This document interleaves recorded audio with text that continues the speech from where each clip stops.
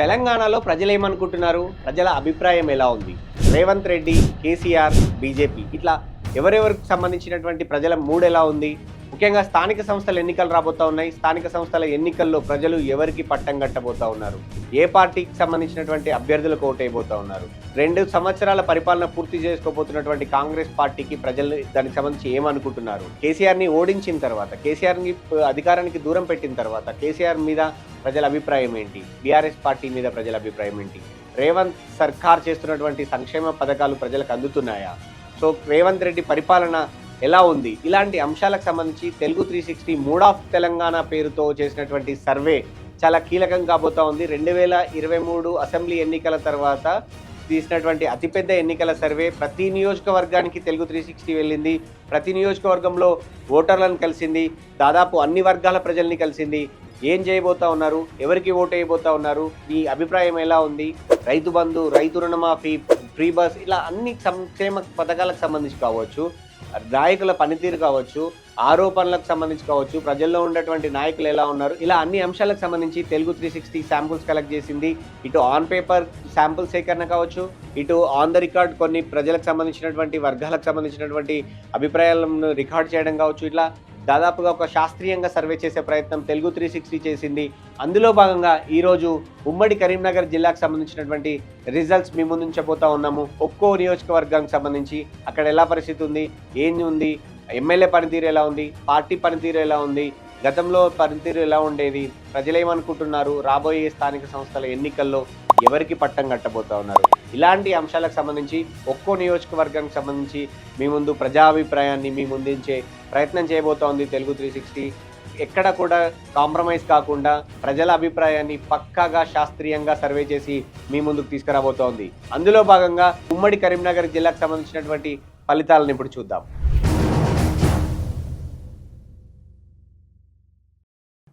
ఉమ్మడి కరీంనగర్ జిల్లాకు సంబంధించినటువంటి మరో నియోజకవర్గంకి వెళ్దాం, రామగుండం. రామగుండంలో ప్రజలు ఏమనుకుంటున్నారు? ప్రతిసారి కొత్త నేతకు ఛాన్స్ ఇచ్చేటువంటి రామగుండం ప్రజలు ఈసారి కాంగ్రెస్ పార్టీ అభ్యర్థి మక్కన్ సింగ్ రాజ్ ఠాకూర్కి అవకాశం ఇచ్చారు. ఆయన పనితీరు ఎలా ఉంది? కాంగ్రెస్ పార్టీ పనితీరు ఎలా ఉంది? అధికారంలోకి వచ్చిన తర్వాత కాంగ్రెస్ పార్టీ అధికార పార్టీ నాయకుల మార్పు ఎలా ఉంది? నిజంగా ప్రజలతో ఉన్నారా? ఇవన్నీ విషయాలు చూద్దాం. కాంగ్రెస్ పార్టీ మొన్నటి ఎన్నికల్లో అసెంబ్లీ ఎన్నికల్లో అక్కడ రామగుండం నుంచి గెలిచింది. మక్కన్ సింగ్ రాజ్ ఠాకూర్ గెలిచారు. సో ఆయన అక్కడ ప్రజల్లో మనం అడిగిన ప్రశ్న, కేసీఆర్ పాలన కంటే రేవంత్ పరిపాలన మెరుగ్గా ఉందా? అక్కడ ప్రజలు ఏమనుకుంటున్నారు అంటే, ఉంది అనే వాళ్ళ సంఖ్య కేవలం 25.8%, లేదు అనే వాళ్ళ సంఖ్య 51.61%, ఇప్పుడే చెప్పలేమనే వాళ్ళ సంఖ్య 22.58%. సో ఓవరాల్గా గమనిస్తే ఇప్పుడే చెప్పలేమో అనే వాళ్ళ సంఖ్య కూడా పెద్దగానే ఉంది, బాగుంది అనే వాళ్ళ సంఖ్య ఉంది, సో బాగాలేదు అనే వాళ్ళ సంఖ్య 51%. సో మిక్స్డ్ ఆఫ్ ఒపీనియన్ అయితే ఎక్కువగా ఉంది. ఎందుకు అనంటే అక్కడ ఉన్నటువంటి పరిస్థితులు చాలా డిఫరెంట్గా ఉంటాయి. ప్రజలు ఎప్పుడు కూడా కొత్త నాయకులకి, కొత్త వారికి అవకాశం ఇస్తూ ఉంటారు ఎమ్మెల్యే ఎన్నికల్లో. సో ఆ ఎమ్మెల్యేల పనితీరు కావచ్చు, ఆయన ఎలా ముందుకెళ్తున్నారు అనేది కూడా చాలా కీలకంగా ఉంటుంది. సో ఓవరాల్గా అయితే కేసీఆర్ పరిపాలన కంటే రేవంత్ పరిపాలనకు ఇచ్చేటువంటి ప్రజలు ఇచ్చేటువంటి రిజల్ట్ ఇది. సో నెక్స్ట్ క్వశ్చన్కి వెళ్దాం. రైతు భరోసా, రైతు రుణమాఫీ పట్ల సంతృప్తిగా ఉన్నారా ప్రజలు అంటే, ఉన్నామనే వాళ్ళ సంఖ్య 32%, లేము అనే వాళ్ళ సంఖ్య 67.74%. సో ఇక్కడ కూడా రైతులు అయితే సుముఖంగా లేరు. అంటే రైతు భరోసా సరిగ్గా టైంకి పడలేదు, రుణమాఫీ కూడా అంటే స్లాబ్లు పెట్టడం కావచ్చు, బ్యాంకుల చుట్టూ తిరగడం, ఇలాంటివి, యూరియా సమస్య కావచ్చు, విత్తనాలు సకాలంలో దొరకలేక గతంలో ఇబ్బంది పడ్డ రైతు, ధాన్యం కొనుగోలులకు సంబంధించినటువంటి ఇష్యూ కావచ్చు. సో ఇలాంటి చాలా అంశాలు ఇందులో కనపడ్డాయి. సో నెక్స్ట్ క్వశ్చన్కి వెళ్దాం. నెక్స్ట్ క్వశ్చన్, రేవంత్ పాలనకు మీరు ఇచ్చే మార్కులు ఎన్ని? 25%, అంటే 25 మార్కులు ఇచ్చే వాళ్ళ సంఖ్య 40%, 50 మార్కులు ఇచ్చే వాళ్ళ సంఖ్య 22%, 75 మార్కులు ఇచ్చే వాళ్ళ సంఖ్య 19%, 100 మార్కులు ఇచ్చే వాళ్ళ సంఖ్య 16%. సో ఇక్కడ కూడా రేవంత్ పరిపాలనకి అంటే ఇటువైపు ఎక్కువ మార్కులు ఎన్ని చూస్తేనేమో ఎక్కువగా ఉంటుంది, 25% మంది 25 మార్కుల శాతం చూస్తేనేమో ఇలా ఉంది. సో ఓవరాల్గా రేవంత్ పరిపాలన పట్ల రామగుండం ప్రజలు సంతృప్తిగా ఉన్నారు అని అయితే చాలా స్పష్టంగా కనపడతా ఉంది. నెక్స్ట్ క్వశ్చన్కి వెళ్దాం. ఉద్యోగాల కల్పనలో రేవంత్ సర్కార్ ఎలా ఉంది? కేసీఆర్ కంటే రేవంత్ సర్కార్ బెటర్ అనుకోవచ్చా అంటే, కాదు అని 70% మంది ప్రజలు, అవును అని 29% ప్రజలు. అంటే ఉద్యోగాల కల్పనకు సంబంధించి ఎస్సీ అంటే రిజర్వేషన్ అంటే కేటగిరీ సంబంధించి ఏబిసిడి వర్గీకరణకు సంబంధించినటువంటి ఇష్యూ వల్ల నోటిఫికేషన్ లాగాయి. అంతకుముందు ప్రభుత్వం ఇచ్చినటువంటి జాబ్ క్యాలెండర్ సకాలంలో అంటే ఏదైతే చెప్పారో ఆ జాబ్ క్యాలెండర్కి అనుగుణంగా నోటిఫికేషన్లు రాలేదు. సో ఇవన్నీ కూడా ప్రజల్లో ముఖ్యంగా యువతలో చర్చనీయాంశంగా మారాయి. ఆ తర్వాత వస్తాయనుకున్నటువంటి నోటిఫికేషన్లు సకాలంలో రావట్లేదు. ఇప్పుడేమో ఎలక్షన్ నోటిఫికేషన్స్ ఎన్నికల కోడ్. సో ఇవన్నిటి వల్ల లేట్ అవుతూ వస్తోంది. సో ప్రజలు ఏమనుకున్నారు అంటే కేసీఆర్ ఇట్లాగా ఆలస్యం చేశారు, రేవంత్ కాంగ్రెస్ పరిపాలన వస్తే బాగుంటుంది అంటున్నారు. కానీ ఇక్కడ కూడా నోటిఫికేషన్ల విషయంలో యువత విషయంలో ఇక్కడ కూడా సేమ్ అలాగే ఉంది అనే వాళ్ళ సంఖ్య ఎక్కువగా ఉంది. నియోజకవర్గాలకు సంబంధించినటువంటి శాంపుల్స్ విశ్లేషించినటువంటి ఆధారంగా వచ్చినటువంటి రిజల్ట్స్ చూస్తున్నాం కదా. కేవలం పేపర్ శాంపుల్సే కాదు, ప్రజలు కూడా ఏమనుకుంటున్నారో, ప్రజల అభిప్రాయం ఎలా ఉందో కొన్ని వీడియోల్ని చిత్రీకరించింది తెలుగు 360. అది సంబంధించినటువంటి రిజల్ట్స్ కూడా ఇప్పుడు మనం చూద్దాం. కాంగ్రెస్ గవర్నమెంట్ వచ్చి దాదాపు 20 నెలలు అయిపోయింది. ఎట్లా ఉంది ఇక్కడ? అభివృద్ధి అనేది ఏమి ఉన్నాయని రోడ్లు వెడలు పని చేస్తున్నారు. ఇంకెవరు ఎక్కడెక్కడ కూలగొట్టుకునే ఉన్నాయి. ఇంకేం రోడ్లు అయితే ఏమి లేదు. ఇక రైతుల కంటే యూరియా అందట్లేదు. సింగరేణి కార్మికులు ఎలాంటి ప్రయోజనం లేదు గవర్నమెంట్ వచ్చిన తర్వాత. మన రామగుండం కానీ సింగరేణి కానీ ఎట్లా డెవలప్మెంట్ ఎట్లుంది? ఏం లాభాలు ఇవ్వండి, ఏం లాభాలు, అన్ని నష్టాలు, ఏం లాభాలు చెప్పలేదు. రైతులకు మన మందులు దొరుకుతారు, అన్నీ నష్టమే. అసలు పోతాం సంఘాడికి వెళ్ళి అప్పుడు బాగుండే, చాలా బాగుండండి. కేజీఆర్ చాలా బాగుండే. ఈ అర్జయ్ గారు 20 నెలల బట్టి మొత్తం లాసే. కాంగ్రెస్ గవర్నమెంట్ పర్వాలేదు. కాకపోతే ఏంటంటే ఒకటి, నిరుపేద వాళ్లకు ఇల్లు కట్టిస్తే కాంగ్రెస్ పార్టీ దాని ఇచ్చింది లేదు. కొన్ని ఇచ్చిండ్రు, కొన్ని కరెక్టే, కానీ కొన్ని ఇచ్చిండ్రు, కొన్ని ఇవ్వలేదు. ఇంకా నిరుపేద వాళ్ళు చాలా మంది ఉన్నారు. ఈ గోదావరికంలో పేదవాళ్ళు ఎక్కువనే ఉన్నారు, ఉద్యోగస్తులు కూడా తక్కువనే ఉన్నారు. ఎట్లా మీ ఎమ్మెల్యే మక్కల్ రాజు గారు ఎట్లా ఉంటారు? చాలా చాలా వెరైటీ, చాలా మంచిది.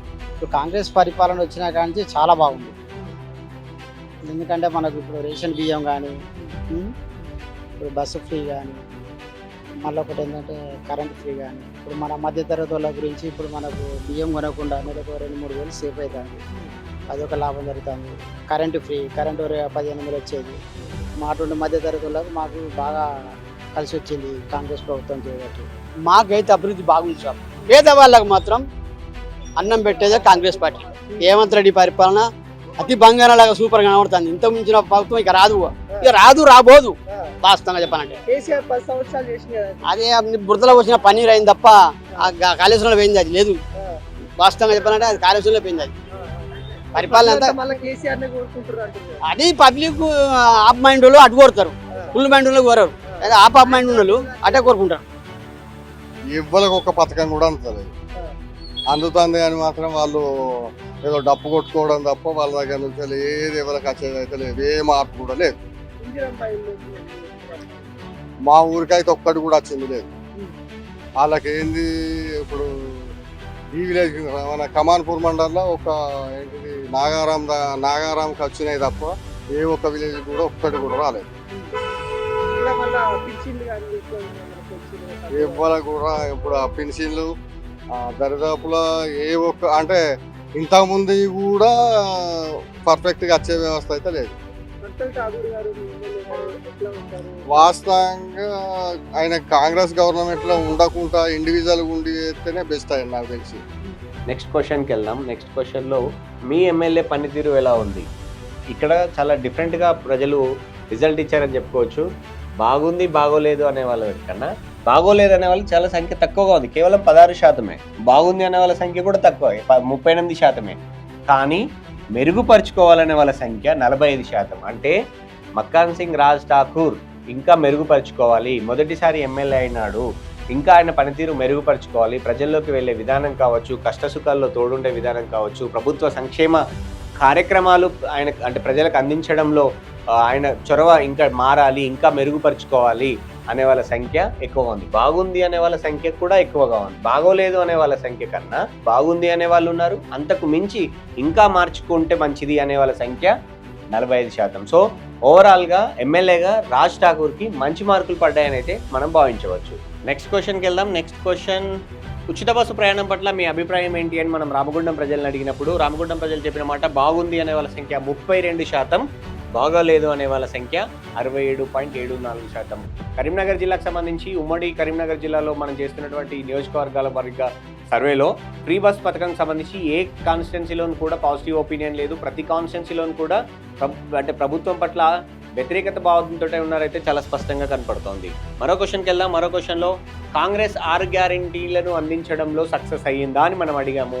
సో దానికి అయ్యింది అనే వాళ్ళ సంఖ్య 16%, కాలేదు అనే వాళ్ళ సంఖ్య 67%, నమ్మకం ఉంది చేస్తారు అనే వాళ్ళ సంఖ్య 16.12%. అంటే అయింది అనే వాళ్ళు ఎంత నమ్ముతున్నారో దాదాపుగా అవుతుంది ఇంకా అనే వాళ్ళు ఇంకా అంతమంది ఉన్నారు. సో ఓవరాల్గా చూస్తే కాలేదు అనే వాళ్ళ సంఖ్య ఎక్కువగా ఉన్నప్పటికీ కూడా నమ్ముతున్నారు అయింది అనే వాళ్ళ సంఖ్య కూడా మంచి పర్సంటేజ్లోనే ఉందని మనం చూడవచ్చు. నెక్స్ట్ క్వశ్చన్, కాళేశ్వరం ప్రాజెక్టుకి సంబంధించి అవినీతి జరిగిందని మీరు నమ్ముతున్నారా అంటే నమ్ముతున్నాం అనే వాళ్ళ సంఖ్య 35%, నమ్మట్లేదు అనే వాళ్ళ సంఖ్య 41%, కాంగ్రెస్ ప్రచారం అనే వాళ్ళ సంఖ్య 22%. ఇది ప్యూర్గా ప్రజల అభిప్రాయం. శాంపుల్స్ వచ్చినటువంటి రిజల్ట్స్ ప్రజల్లో నుంచి గ్రౌండ్ లెవెల్లో నుంచి తీసినటువంటి శాంపుల్స్ ప్రకారం నమ్ముతున్నాం అనే వాళ్ళ సంఖ్య 35%, వ్యతిరేకిస్తున్నాము నమ్మట్లేదు కాళేశ్వరంలో అవినీతి జరిగిందనే వాళ్ళ సంఖ్య 40%, ప్రచారమే అనే వాళ్ళ సంఖ్య 22%. సో రైతులు ఏమనుకుంటున్నారు అనేది దీనివల్ల స్పష్టంగా కనపడుతూ ఉంది. నెక్స్ట్ క్వశ్చన్కి వెళ్దాం. కవిత కొత్త పార్టీ పెడితే మద్దతు ఇస్తారా అంటే ఇప్పుడే చెప్పలేము అనే వాళ్ళ సంఖ్య, ఇస్తామనే వాళ్ళ సంఖ్య 0 అయితే ఇవ్వము అనే వాళ్ళ సంఖ్య 90%గా ఉంది. సో కవిత కొత్త పార్టీకి సంబంధించినటువంటి మనం ప్రశ్న యాడ్ చేస్తే బీఆర్ఎస్ పార్టీ నుంచి సస్పెండ్ అయిన తర్వాత కవిత ప్రజల్లోకి వెళ్తాము అనేది కీలకంగా ముందుకెళ్తున్న నేపథ్యంలో కవిత కొత్త పార్టీకి సంబంధించి ప్రజలు ఏమనుకుంటున్నారు అని ఆలోచిస్తే ఇక్కడ రామగుండం ప్రజలు ఏమనుకుంటున్నారో చూస్తే ఇస్తామనే వాళ్ళ సంఖ్య లేదు, ఇప్పుడే చెప్పలేమనే వాళ్ళ సంఖ్య నెగ్లిజబుల్, ఇవ్వము అనే వాళ్ళ సంఖ్య 90%. సో కవిత ఎలా ముందుకెళ్తున్నారు అనే చర్చ జరుగుతూ ఉంది. బీఆర్ఎస్ పార్టీలో ఆమె అడుగులు ఎటువైపు అనేది చూస్తూ ఉన్నారు, కానీ ప్రజలు ఇంకా డిసైడ్ కాలేదు. ఎర్లీ స్టేజ్ ఆఫ్ ఒపీనియన్ అని అయితే మనం భావించవచ్చు. ఫైనల్ క్వశ్చన్, స్థానిక సంస్థల ఎన్నికల్లో మీరు ఎవరికి ఓటేస్తారు? 2 సంవత్సరాల కాంగ్రెస్ పాలన తర్వాత రామగుండం ప్రజలు మక్కాన్ సింగ్ దాళ్ళ ఎమ్మెల్యేకి మంచి మార్కులు ఇచ్చిన తర్వాత, రేవంత్ రెడ్డి ప్రభుత్వానికి మంచి మార్కులు ఇచ్చిన తర్వాత, అంటే పర్టికులర్గా రేవంత్ పాలనలకు మంచి మార్కులు ఇచ్చిన తర్వాత ఎన్నికలు జరిగితే ఎవరికి ఓటేస్తారు అంటే కాంగ్రెస్ పార్టీకి ఓటేస్తామనే వాళ్ళ సంఖ్య, బీఆర్ఎస్కి ఓటేస్తామనే వాళ్ళ సంఖ్య సేమ్ ఉంది. ఇండిపెండెంట్లకు ఓటేస్తామనే వాళ్ళ సంఖ్య దాదాపు పార్టీలతో సమానంగా ఉంది, 25%. సో ఇక్కడ మనం మళ్ళీ కూడా చెప్పొచ్చు, రామగుండం ప్రజలు తీర్పు చాలా డిఫరెంట్గా ఉంటుంది. పార్టీలను చూడరు, నాయకులను చూస్తారు. పార్టీలో చూసే వాళ్ళ సంఖ్య ఉన్నప్పటికీ కూడా గతంలో ఇండిపెండెంట్ అభ్యర్థులుగా గెలిచిన వాళ్ళని చూసాం ఎమ్మెల్యేలుగా. పార్టీ అంటే బీఆర్ఎస్ గాల్లో కూడా రామగుండంలో ఇండిపెండెంట్ అభ్యర్థి గెలిచారు. సో ఆ తర్వాత వాళ్ళు అధికారంలో ఉన్న పార్టీకి వెళ్ళారు. సో మొన్నటిసారి ఎన్నికల్లో రాజ్ ఠాకూర్కి ఫస్ట్ టైం ఛాన్స్ వచ్చింది, గెలిచాడు ఆయన. ఈసారి స్థానిక సంస్థల ఎన్నికల్లో ఎవరికి ఓటేస్తారంటే ప్రధాన పార్టీలకు సరిసమానంగా ఉన్నా కూడా ఇండిపెండెంట్ అభ్యర్థులకు కూడా అంతే స్థాయిలో ఉంది.